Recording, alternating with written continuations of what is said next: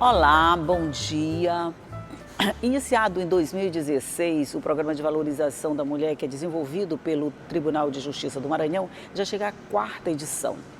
Começou na segunda-feira e vai até o próximo sábado. E é sobre isso que nós vamos conversar no programa de hoje. E quem veio aqui para me contar todos os detalhes dessa edição nova da Valorização da Mulher foi a doutora Larissa Tupinambá, que é juíza assessora do Ser Mulher.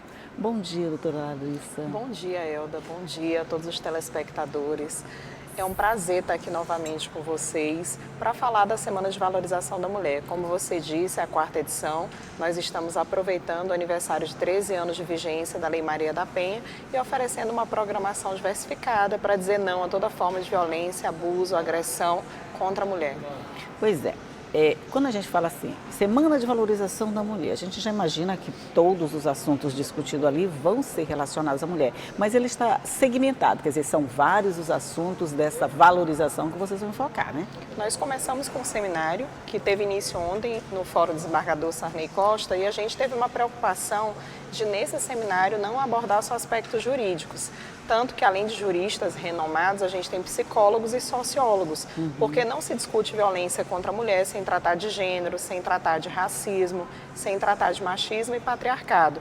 Então, a gente queria que as pessoas que participassem do seminário tivessem uma visão mais ampla e multifatorial da questão, para que pudessem entender esse fenômeno. Esse seminário é aberto para a rede de proteção também, além de juízes, advogados, promotores, delegados e estudantes. Pois é, quando você fala em machismo, em patriarcado, a gente pensa assim, os homens também estão participando, apesar de ser de valorização da mulher? Com certeza. Não se pensa em política pública de valorização da mulher sem integrar os homens. Tanto que desde 2016, na primeira edição, nós já tínhamos o núcleo reflexivo, que é voltado para os homens autores de violência. Porque é complicado que o homem se entenda agressor. Ele tem uma tendência natural de inverter a responsabilidade, de culpar a vítima. Faz parte do machismo, né? Exatamente. Dessa filosofia do machismo. E aí você não consegue a mudança se não mudar essa concepção.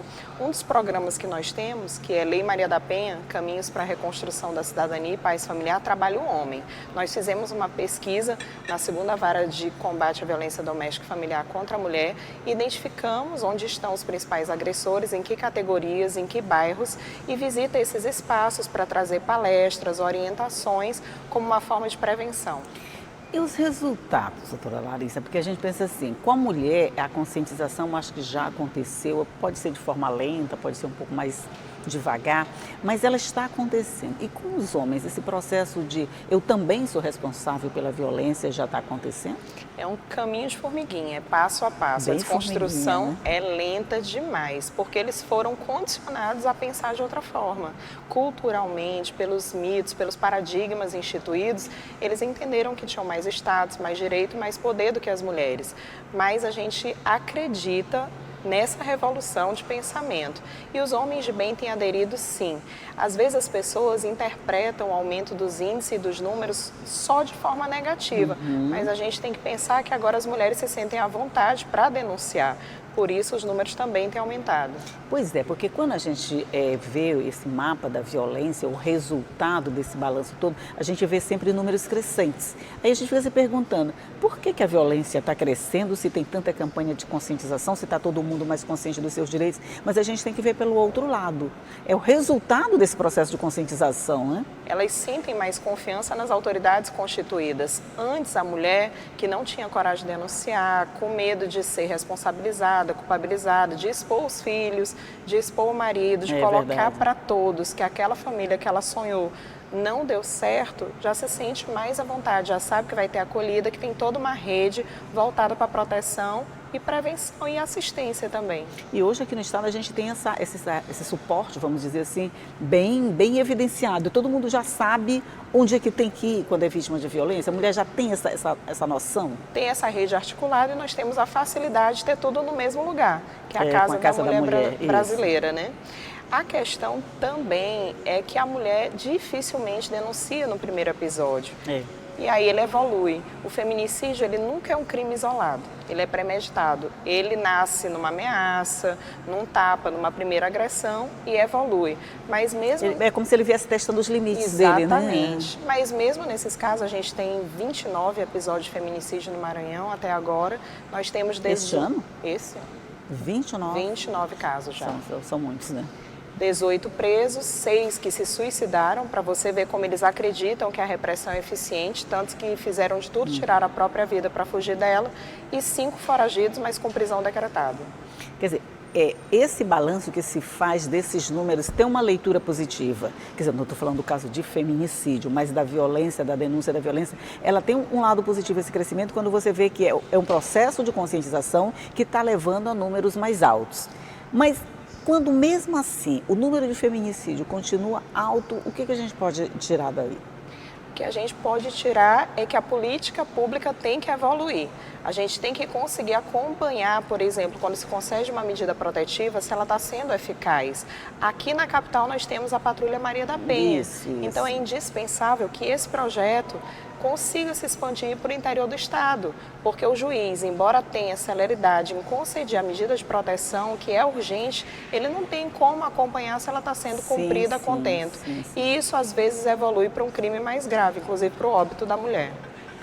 Aqui na capital a gente pode dizer assim, é mais facilitado, é mais o acesso às informações, a tudo fica um pouco mais fácil.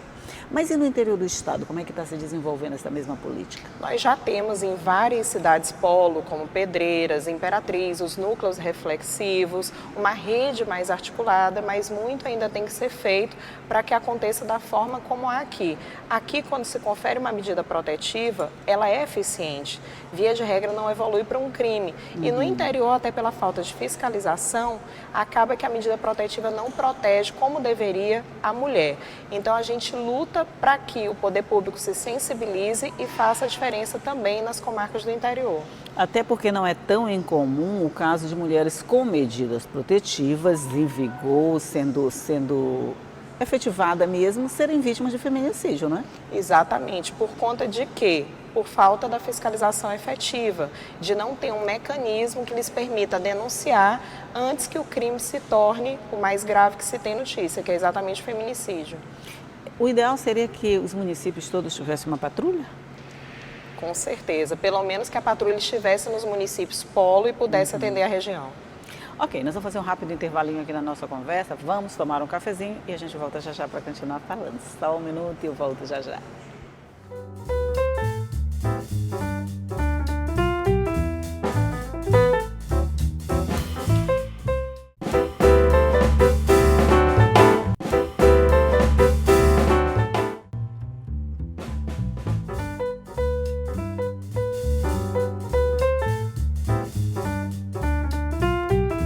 Já estamos de volta para continuar falando aqui sobre a 4ª edição da Semana de Valorização da Mulher. Estou falando aqui com a juíza Larissa Tupinambá e a gente estava falando de todo o resultado que está acontecendo. Mas mesmo assim, com todos esses bons resultados, não tem muita coisa a ser lançada, muita coisa a ser feita. Vão ser lançados projetos nessa semana? Nessa Semana de Valorização, a gente tem o orgulho de lançar 3 projetos, né? Eles nasceram no coração da desembargadora Ângela Salazar, que é a presidente da coordenadoria do tribunal. E os projetos são Valoriza a Mulher, porque nós temos muitas empresas parceiras que investem em ações e projetos de prevenção da violência doméstica e familiar e garantia dos direitos femininos. Então, essas empresas serão premiadas com uma espécie de estatueta, até para que se tenha um incentivo. Que bom! E que elas continuem nessas políticas internas e externas de combate à violência contra a mulher. Seria uma visualização do resultado do trabalho das empresas. A empresa amiga da mulher, né? Amiga da mulher, isso, legal. Aí nós temos ainda o Desperta Maria, que é mais voltado ao público interno do tribunal. Nós tivemos no ano próximo passado a morte de uma colaboradora, de uma servidora terceirizada do fórum aqui do Calhau, que ela foi assassinada, foi vítima de feminicídio, e isso nos fez voltar o olhar para o público interno. A gente perceber que precisava de um atendimento mais especializado. Então, nós vamos investir na capacitação dos servidores dos recursos humanos, da divisão médica e psicossocial do tribunal para um melhor atendimento e também disponibilizar um canal interno de denúncia. E o mais expansivo, né? O que abarca mais pessoas e pode ter um resultado maior e mais efetivo, que é o Marias em Ação. O objetivo é... Como é o nome? Marias em Ação. Marias em Ação. O objetivo é treinar líderes comunitárias femininas, inclusive jovens com esse potencial, oferecer capacitação através de palestras, cursos, para que elas possam dar orientação individual e coletiva às mulheres vítimas daquela região onde elas atendem, inclusive das formas de acesso à rede e à justiça. Quer dizer, elas passariam a atuar dentro do próprio bairro, Exatamente, elas vão ser capacitadas para trabalhar lá. As vítimas, às vezes, têm dificuldade em confiar. Então, elas entendem que elas podem não ser compreendidas, não receber apoio, até do grupo familiar mais próximo.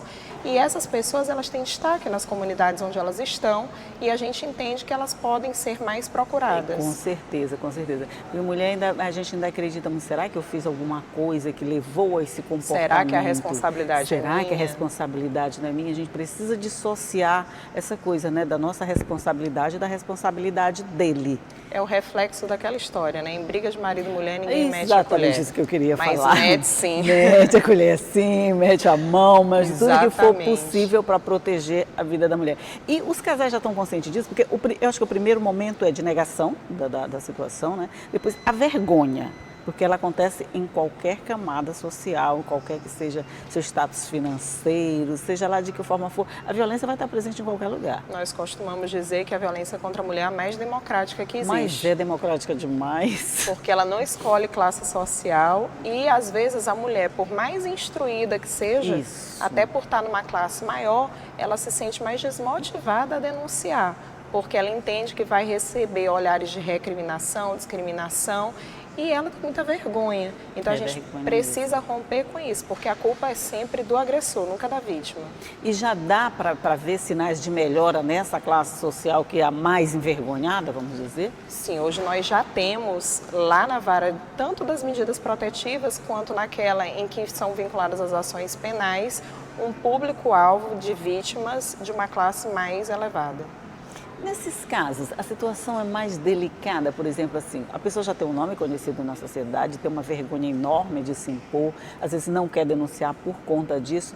Tem tratamentos diferenciados para os diversos tipos de violência? Tem, a gente vê o caso específico, né? Até porque, via de regra, tem muita discussão a respeito de bens, muita violência patrimonial, que é uma forma de violência doméstica, e a gente precisa tratar as duas coisas, tanto as questões civis de direito de família, quanto a questão da violência. Então, o tratamento vai ser diferenciado não só para mulheres mais, vamos dizer, mais instruídas, mais socialmente elevadas, mas ele é diferenciado para todas as mulheres, dependendo da situação em que ela se encontra. Exatamente, até porque nós temos um grupo, né, formado por psicólogo e assistente social, nas duas varas, que faz esse acompanhamento, atento às especificidades da situação. A gente está falando da Semana de Valorização da Mulher, está falando numa semana, mas isso não significa que isso é um trabalho que é desenvolvido em uma semana. Não, inclusive, assim, as pessoas confundem muito. Perguntam se nessa Semana de Valorização tem julgamento de processo, tem julgamento de casos de feminicídio, que é submetido a júri popular.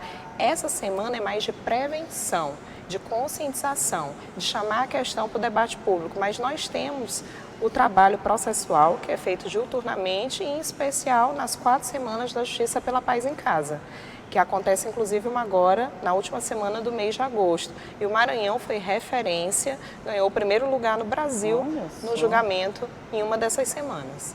Que bom, quer dizer, a gente está se destacando pelo menos em alguma coisa nesse combate à violência, apesar dos 29 casos que você falou que a gente já contabiliza. Mas apesar desses 29 casos, tem luz no fim do túnel? Quer dizer, a gente dá para a gente imaginar que daqui a algum tempo esse número vai estar bem reduzido e que mulheres e homens vão estar conscientes dessa situação? Eu acredito que a resposta policial e jurídica eficiente sempre gera bons resultados. Como eu te falei, desses 29, 18 estão presos, 6 se suicidaram e 5 estão foragidos, mas com mandado de prisão, inclusive lançado no Banco Nacional de Mandado de Prisão. Então as pessoas entendem que podem fazer, mas vão ter uma resposta imediata e dura.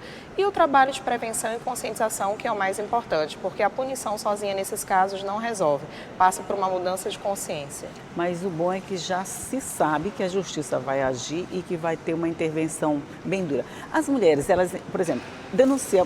O maior medo, por exemplo, é ficar sem um apoio emocional e financeiro no caso do agressor, o marido, seja lá quem for. Essa situação, como é que ela pode ser revertida? Por exemplo, a dependência financeira é muito complicado, a dependência emocional ainda mais complicada ainda. Essas causas, como é que elas são trabalhadas aqui? Nós temos alguns projetos voltados exatamente para essa realidade, porque a maior dificuldade de sair do ciclo de violência é a dependência, não só emocional, mas principalmente econômica. No tribunal, por exemplo, através de portaria, nós regulamentamos que 5% das vagas destinadas a terceirizados sejam reservadas a mulheres vítimas de violência e nas comarcas do interior nós já recebemos os projetos de vários magistrados, inclusive em Pedreiras, que nessa semana dedicam parte do tempo à realização de oficinas de profissionalização, cursos rápidos de doces, salgados, tiaras, laços para bebês, reciclagem, para que as mulheres vejam uma realidade diferente, possam se especializar em alguma coisa que gere renda e se libertar do ciclo de violência. Quer dizer, já pode entrar no mercado de trabalho e conseguir, vamos dizer, se bancar, para usar uma palavra bem... Você falou em Pedreiras, como é que é a situação lá em Pedreiras? Você é titular de Pedreiras, não é isso? Infelizmente, no Médio Mearim, nós temos sim uma realidade bem forte, bem dura de violência contra a mulher.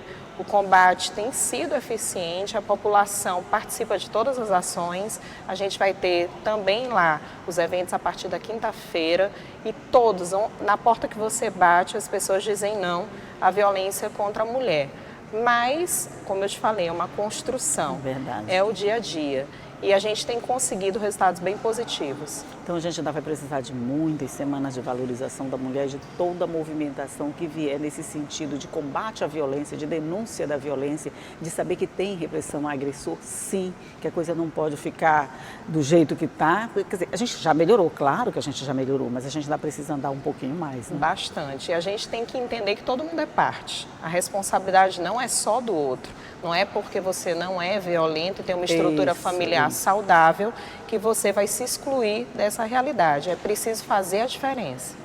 Ok, então essa semana acontece até o sábado no fórum. É no fórum que acontece? Isso. A gente vai ter o seminário hoje e amanhã. Depois vamos ter distribuição de panfletos na Casa da Mulher Brasileira, nas dependências do fórum e palestras e distribuição de material informativo em escolas, igrejas, feiras comunitárias da capital, em canteiros de obras, sindicatos e colônias de pescadores, que são ambientes extremamente masculinos. Gostei, canteiro de obras, colônias de pescadores, está todo mundo dentro dessa mesma rede de valorização da mulher, de dizer não à violência, com toda certeza. Doutora Larissa Tupinambá, muito obrigada por sua participação no nosso programa. Bom dia para você. Obrigada pelo espaço e a oportunidade. Obrigada para você, bom dia para você aí que está nos assistindo, mas sabe que tudo isso que a gente discute aqui, toda vez eu bato nesse prato, tá essa zoada mesmo.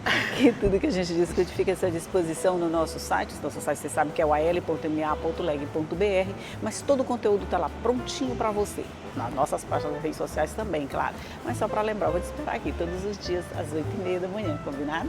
Tchau!